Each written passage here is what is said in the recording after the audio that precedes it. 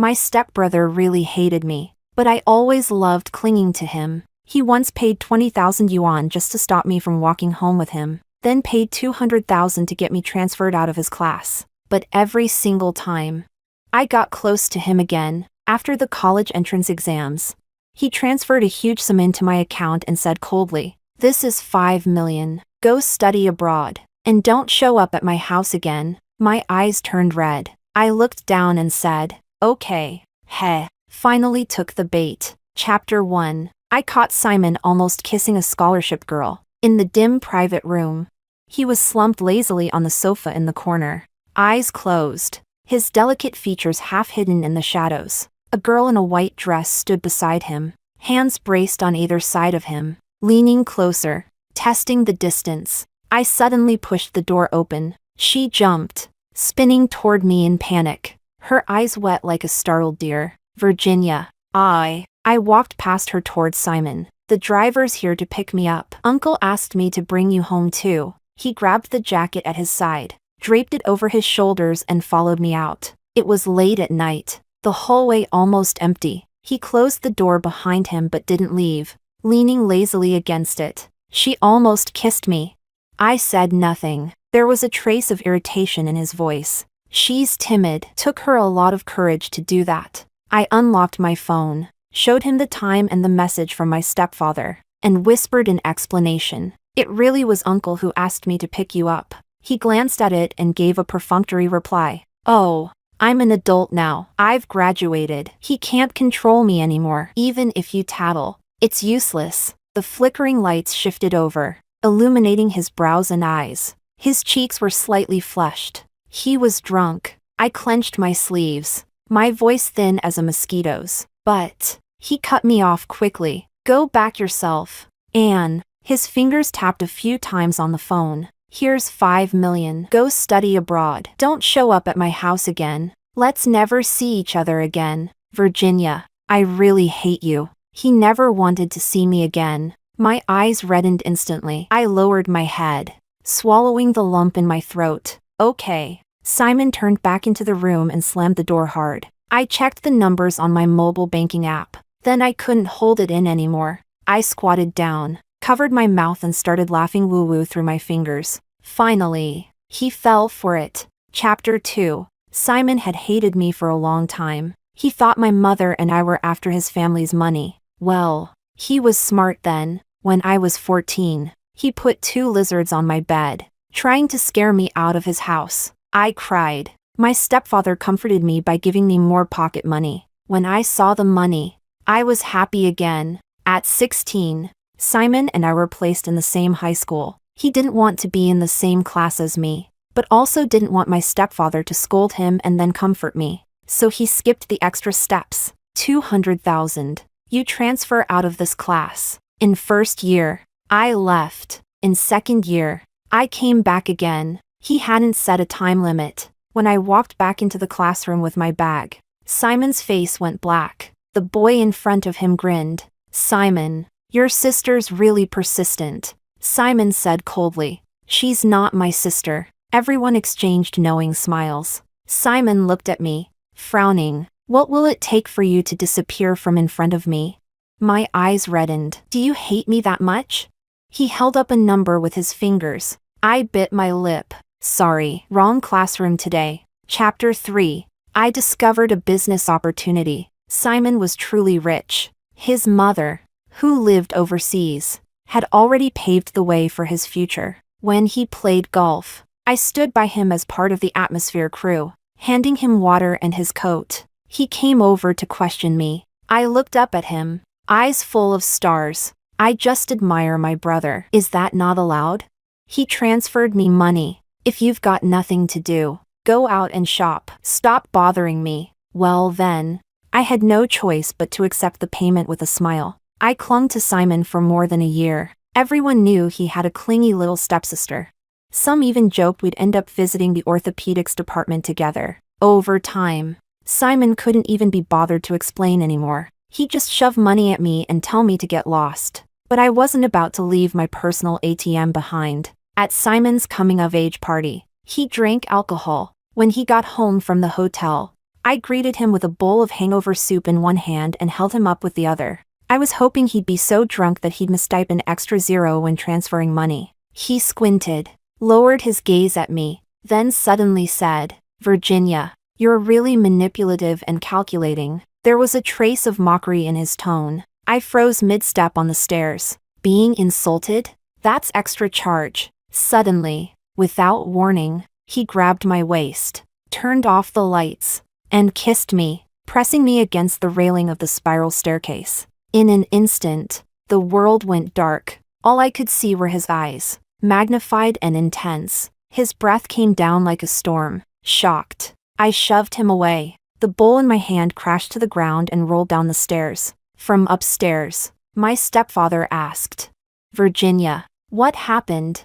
I stifled my trembling voice and complained tearfully like always. "Brother got drunk and threw a tantrum. He smashed my bowl." Simon lowered his head, leaning against the railing, silent in the shadows. My stepfather sighed. "He's always like this. Gets crazy when he drinks. Don't worry about him. Go get some rest. I'll help him." I fled to my room. 3 a.m. Simon messaged me, "Sorry. I didn't see clearly. Thought you were someone else." It was the first time he ever apologized to me. And it was an insult. He attached a money transfer. I didn't accept it. Didn't reply either. Chapter 4. It wasn't until later that I found out who that person was. One of Simon's admirers, Bianca, a scholarship student who always ranked in the top 10. She was insecure and timid, only daring to look at him from afar. Simon, of all people, actually noticed her. He once said, "She's just like Virginia, always putting on that pitiful act.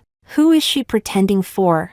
He hated me, but he seemed to enjoy watching Bianca act like that. After school, I sat in the car waiting for him, but then I saw a girl in a school uniform walking behind him. The car door opened. He didn't get in, holding her backpack in his hand. He raised an eyebrow at me and said casually, "Get out." I froze for a moment. Bianca tugged gently on his sleeve, her voice soft and cautious. "Forget it, Simon. I can go home by myself." But Simon didn't budge. His tone turned colder. "I'm taking her home. I already sent you money. Get a ride back yourself. Why not just give me more money so I can buy my own car?"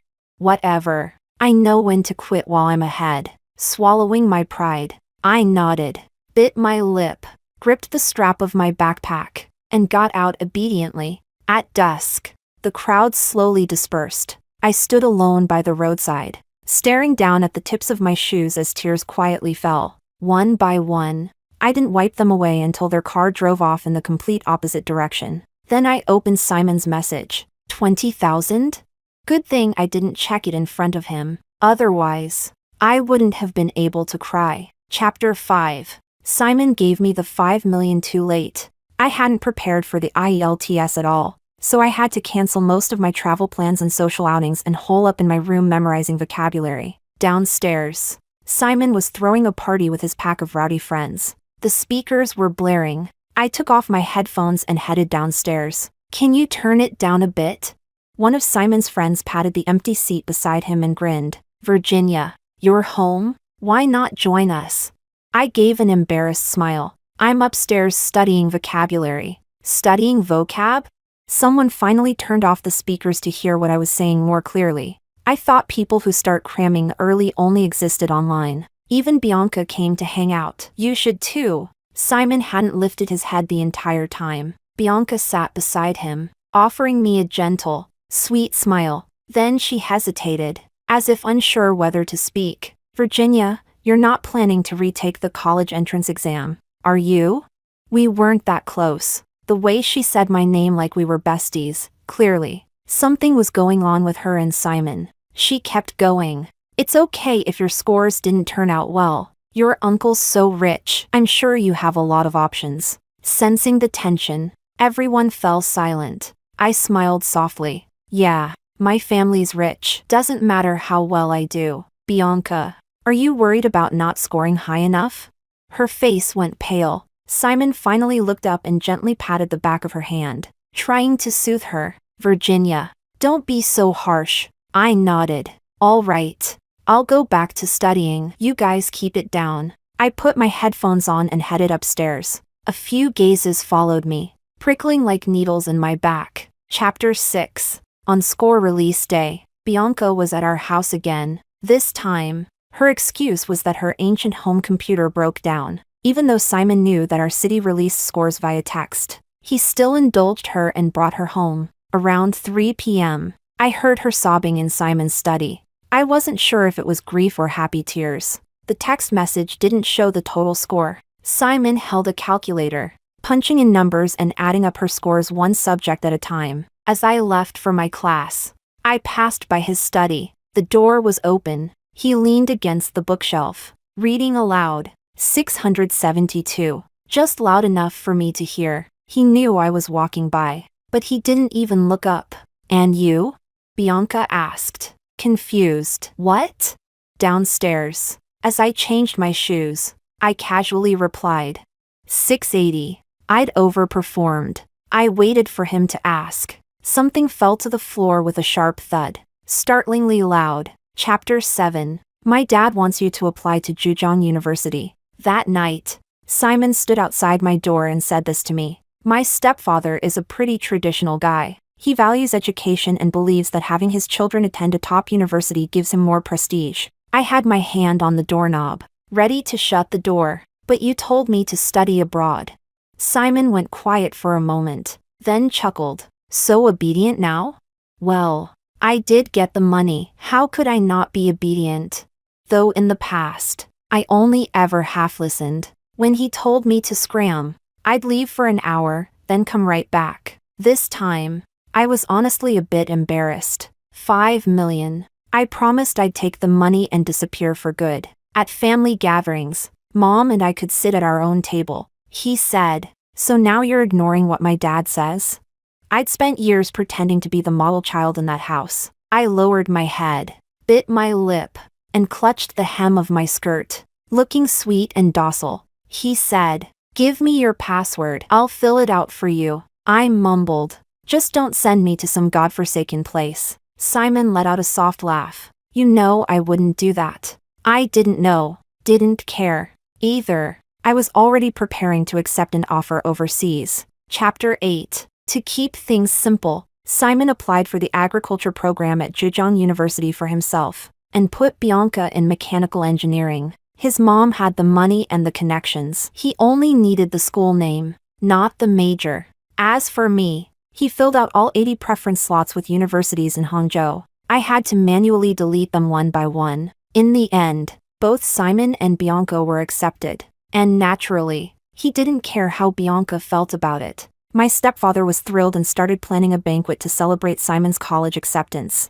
At dinner, he opened a bottle of red wine and clinked glasses with my mom. Simon came downstairs, casually asking, should Virginia and I have a joint banquet?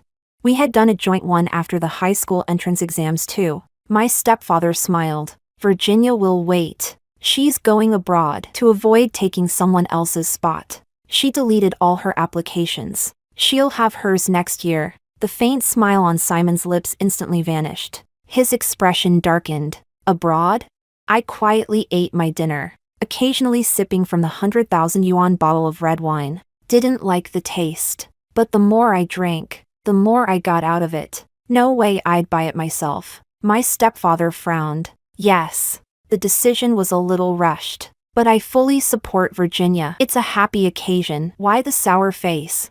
Simon kept his eyes down. I'm not happy. My stepfather looked puzzled. You're the one who said you wanted to attend the same university as the girl you like. And now you're in Zhejiang University. No less. What's there to be upset about? The major might not be ideal, but you can switch later. You're not really going to become a farmer. Your mom's happy too. She wants you to visit her over the summer. Simon asked. Which country? My stepfather slammed his chopsticks on the table. You don't even know which country your own mother is in? He turned to me. I was asking Virginia. Silently, my stepfather picked his chopsticks back up. I put down my wine glass and cautiously looked up. Haven't decided yet. Chapter 9. At night, Simon sat in my room, using my laptop to search for schools. His was broken, When the preliminary admission results came out, Bianca got too excited and knocked over a glass of water. Seriously, a grown woman, still playing with water in the study. He was sitting in my chair, so I had to sit on the bed. The room was quiet, with only the sounds of his keyboard and mouse clicking. Go to the US, he suddenly said. Why? He paused. So you'll be far away from me. But that's the country his mom lives in. I looked at him, then curled up on the bed and inched farther away. Simon glanced at me, and there was a subtle, almost imperceptible smile on his lips. Come look at this school. There it was again, playing the Big Brother. So hot and cold. The air conditioning was set a bit too low. My bare feet touched the cold floor and I quickly pulled them back. Searching for my slippers, Simon casually tossed his jacket onto the floor. Step on it. He hadn't even been drinking tonight and he was already acting unhinged. I ignored him, tiptoed around, and made my way to the desk. His expression didn't change, and he moved the mouse lazily. What do you think? I said. It's fine. He flipped through a few more school pages. I kept repeating. It's fine. Whatever. Simon stopped moving. He leaned back in the chair and stared at me. Truth is, I'd already chosen. I just didn't want to tell him. Chapter 10. It started raining outside. A sudden summer downpour. The rain pelted the windows in steady waves. Are you mad at me? He suddenly asked. His voice so soft it was nearly drowned out by the rain. A completely random question. I thought for a second, then answered honestly. No. At first, I was. He bullied me, told me to get out of his house. He said I was just like my mom, both of us greedy, gold-digging women who only cared about money. My mom does have some money, just not as much as his parents. He never treated me kindly at school either, but a cold stepbrother eventually turned into a warm number in my bank account. So I stopped caring much about how he treated me. As for him forcing me to study abroad out of spite, I honestly see him as my benefactor now. But at this point, I was too lazy to keep pretending. There was no need. Then he asked again, is this your reverse psychology? That one was harder to answer. Taking his money and playing weak could be considered reverse psychology. Sure, just not in the way he imagined. I pressed my lips together, unsure of what to say. His phone lit up right on the table. Bianca was calling. He hesitated for a moment, then answered and walked out of the room. Before closing the door, he even patiently told her, I couldn't answer earlier. Sorry for the delay. So he can speak nicely. He just used to reserve the bad attitude for me. Chapter 11. Simon took Bianca on a trip. Bianca posted travel photos on her moments. By the sea, wearing a straw hat and a white dress. She smiled like a blooming flower. There was even a watermark from a camera on the photos. Caption. He said he wants to raise the younger me all over again. He wants to host a feast for my childhood self. I gave it a like. Scrolled down. I liked all my high school classmates' vacation photos too. Everyone's life looked exciting. Nice to look at. I love watching. Please post more. Then Bianca sent me a private photo. It was Simon sleeping outside, slumped over a picnic table. Virginia. Good thing you didn't come. Traveling is really tiring. It's still more comfortable resting at home. I paused in silence. Why is he sleeping outside? Did he run out of money? He's not going to take back what he gave me, is he? I got a little nervous and after thinking carefully, replied cautiously, then let him rest well while he's there. Don't let him get too tired. If the beach is too hot, he can always sleep under a bridge. Bianca typed for a long time. Virginia. I really need to talk to you. You and Simon are both adults now. As step-siblings with no blood relation, you especially need to keep your distance. I stared at that little essay. Silent. Copy. Paste into Pinduoduo. No reaction. Switched back to WeChat. Okay. Chapter 12. Over the long summer, I took the IELTS and sorted out all my application materials. Many universities were already accepting Gaokao plus AST scores. I did my best to apply for this year's intake. By mid-August, Simon had gone to college. I was still at home. The campus wasn't far. And after military training, Simon started coming home almost once a week. We barely spoke, but we still saw each other weekly. Sometimes Bianca came with him. One day, she followed Simon in through the door and was surprised to see me reading on the couch. Then she quickly pretended to act familiar. Virginia hasn't gotten an offer yet? Then you'll have to enroll next year, right? Simon tugged at the corner of his lips. Probably. She looked suddenly enlightened. Then you'll graduate a year later than us? I replied calmly. The university I applied to has a 3-year bachelor's program. Not sure what nerve that touched. She bit her lip awkwardly, then looked up at Simon. I didn't know that, Simon said indifferently. Not knowing is normal. Different starting points, and knowing more doesn't mean you should act superior. Almost felt like he was talking about me. I had no idea what I'd done to offend them, but I didn't want to argue. I closed the book on my lap and headed upstairs. Simon called after me. Which school?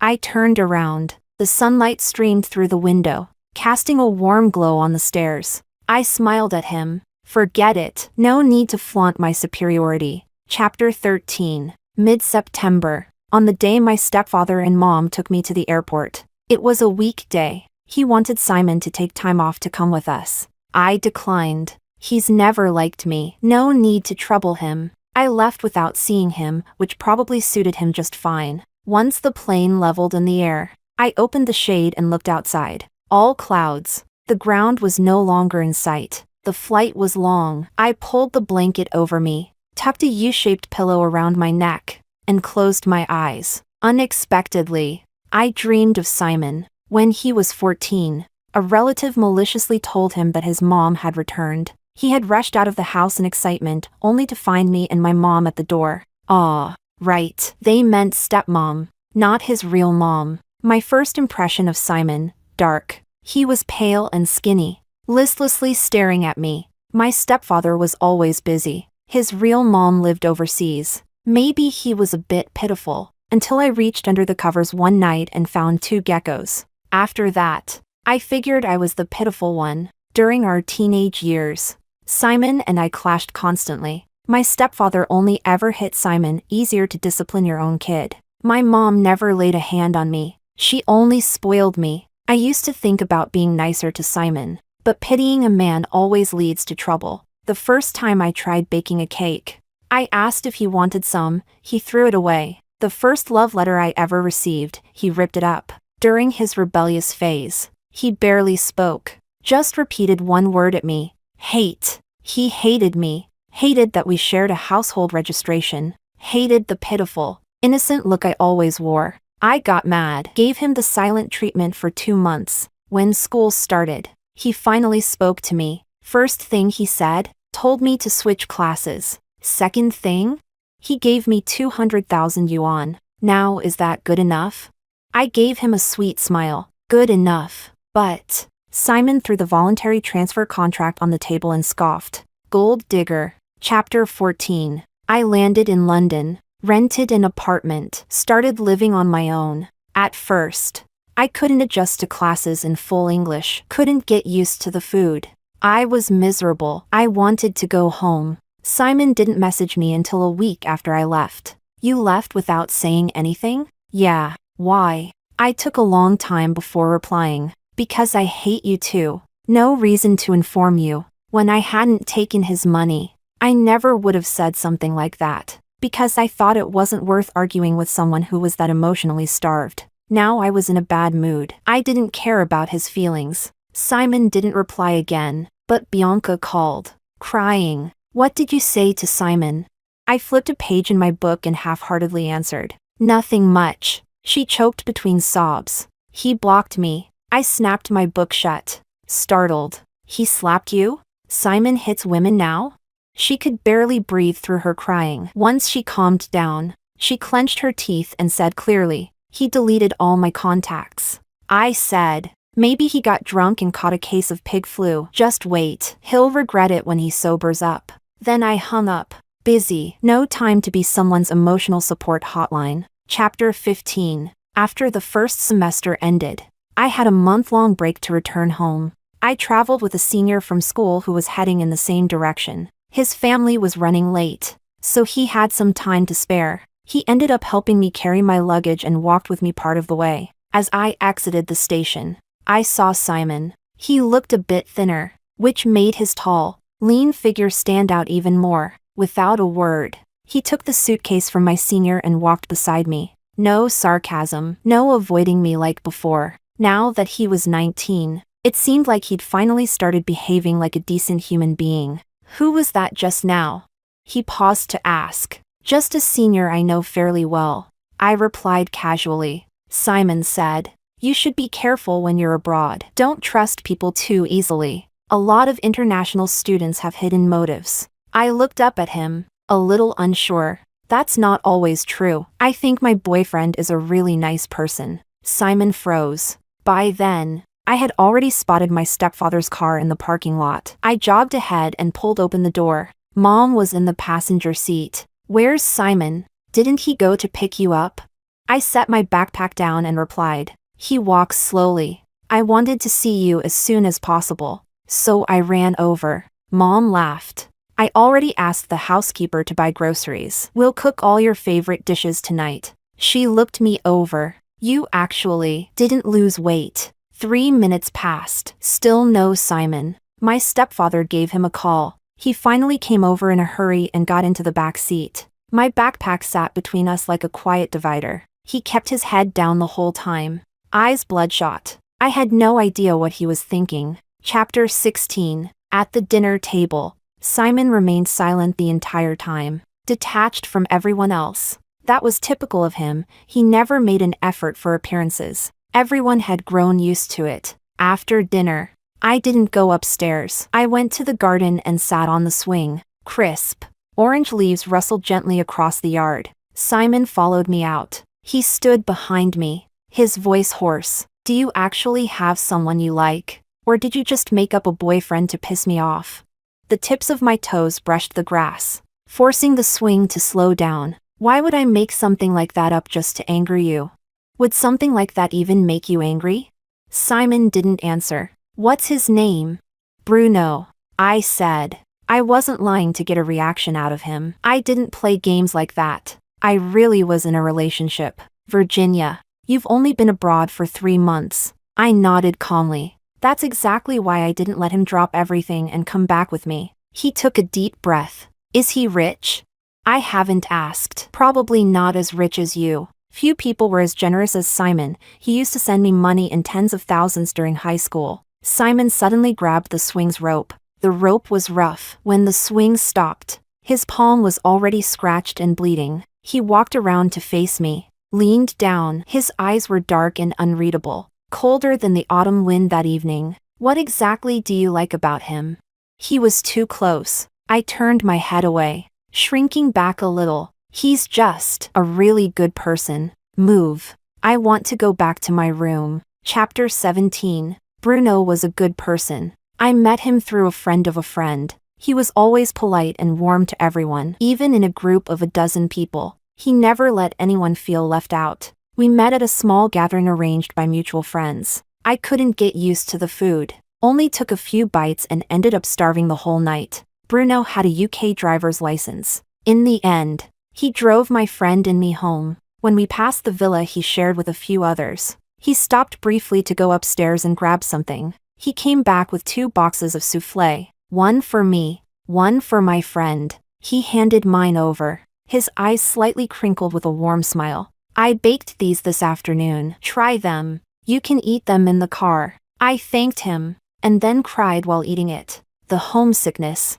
the pressure from school, the constant stress of eating poorly, all of it hit me at once. The moment I tasted something that felt like comfort, the tears just wouldn't stop. My friend panicked, nudged me gently. Hey, what's wrong? I sniffled. Nothing. It's just so good. She smacked her thigh and said, that's it. We're going back tomorrow to beg him to cook. He's amazing. He can cook Chinese and Western food. I wasn't close to him yet, so I didn't go. But the next day, my friend returned with a lunchbox and shoved it into my hands. Look what I hunted down for you. A takeout treasure. Inside the cute ceramic container, the rice was tightly packed. Half was covered in tomato scrambled eggs with beef, and the other half left plain. Lined up like a tiny wall were sweet and savory cola chicken wings. I tried to ask my friend about Bruno's interests, hoping to send him something in return. She came back later and said, "He only wants your contact info." Was that a gift? I gave it and added a little something of my own as a thank you. That's how Bruno and I started. Chapter 18. Simon didn't move a single step. He said, "It's easy to pretend to be a good person. You've only known him for 3 months. He's probably trying to scam you." His gaze landed squarely on my eyes. "He probably just thinks you look pitiful. Thinks you're easy to fool." What did he have against downturned eyes? Simon, you always assume the worst in people. 3 months truly wasn't enough time to know everything about Bruno. But that's how all relationships start. And at the very least, when I was with him, I was happy. He was always warm and gentle. He never said things to deliberately hurt me. I shoved Simon hard. He wasn't expecting it. Staggered 2 steps backward. I brushed past him, ran upstairs, and locked my door. There were a few more potted plants on the balcony now, ones I didn't recognize. I took a photo and sent it to the housekeeper auntie. "Me, auntie. What's this plant?" She replied, "Auntie, plumbago. Your brother raised them and asked me to move them here, so that when you come back on vacation next year, they'll be blooming for you." Plumbago. I used to love those. When I first moved here, I thought the balcony looked too bare and wanted to raise some plants. I'd heard plumbago was easy to care for. After school one day, I brought home 5 pots of them. Simon didn't even let me in the house. He stood on the steps, blocking the front door, his young face full of irritation. "I'm allergic to pollen. Throw them away. And you, go wash yourself clean before you come back in." Auntie told me that after I went abroad, Simon started growing flowers. Plumbago has a long blooming season. It still blooms in November. Simon even took a photo of them back then and posted it to his moments. Auntie gave it a like. But I didn't. I had him set to chat only on WeChat. So it turns out, he wasn't really allergic after all. I messaged, "Give them back to him. I don't like them anymore." Chapter 19. In early January, I returned to school. Simon came to see me off. Under the pretense of being my brother, I couldn't say no in front of my stepfather. But thankfully, I didn't have to spend the new year with him this time. On New Year's Eve, after class, Bruno came to pick me up. I couldn't cook in my apartment, so I went to the villa he shared with his friends to celebrate. Many friends were there. People were playing cards in the living room. Bruno was in the kitchen. I tied on his spare apron, pinned up my hair, and walked over. "I'll help you. I know how to bake cupcakes." He glanced down at me and chuckled softly. He picked up a freshly washed strawberry and held it to my lips. "Then help me taste this first." I took a bite. Sweet and sour juice flooded my mouth. Delicious. Bruno brought over a glass bowl full of clean strawberries. Was this some sort of test? I held the bowl in my hands, looked up at him, and said innocently, "I really did come here to help." He smiled. I know. Head over there." He gestured to a long dessert prep table. The countertop was filled with neatly arranged, pristine baking tools and ingredients. It looked like a toy set for playing house. Chapter 20. Bruno cooked over 10 dishes. I baked strawberry-flavored cupcakes. Everyone had a great time. Late at night, he drove me home. I'd had a bit of wine, my cheeks were pink and warm. I wasn't drunk, but I wanted to use the excuse to be clingy. My voice even got a bit squeaky and sweet. When we arrived downstairs, the cold wind stung my face as the car door opened. Bruno wrapped my scarf around me, pulled the fuzzy hat over my ears, and helped me out of the car. I held his hand as we stepped onto the thick snow. I deliberately walked slowly, swaying a little. The snow hadn't been cleared yet. It was a sea of white. I didn't see the steps clearly and almost missed one. Bruno reached out and caught me by the waist, pulling me back. We were so close. I nearly bumped into the tip of his nose. His skin was pale, but right now, his face was tinged red, like tinted porcelain. He looked beautiful. I thought it was the perfect moment. I gently tugged his sleeve, gathered my courage, rose up on tiptoe, and kissed him. The night was deep, the streetlights dimly glowing.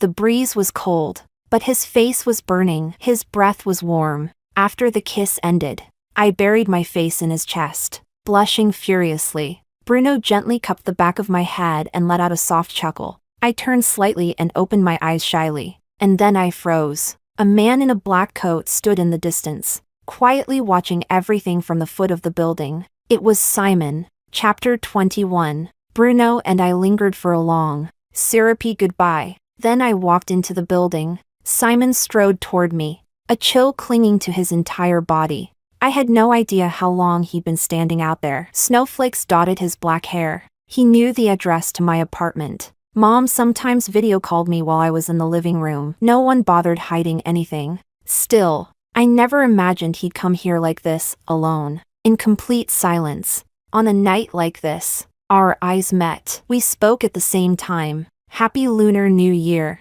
Why are you here?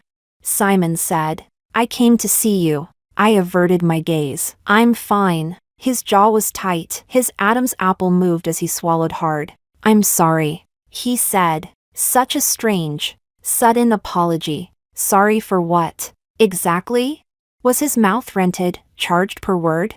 I said nothing. He hesitated, then stared at my face and added, I never touched Bianca. I just wanted to see how you'd react. She's not like you. Sometimes she tries to act like you. Aw, so it's about that. I said, okay, got it. Don't bring it up again. He looked down, and I couldn't tell if he was angry or just sad. He leaned against the wall and brushed up against some dust. He lets you live in a place like this?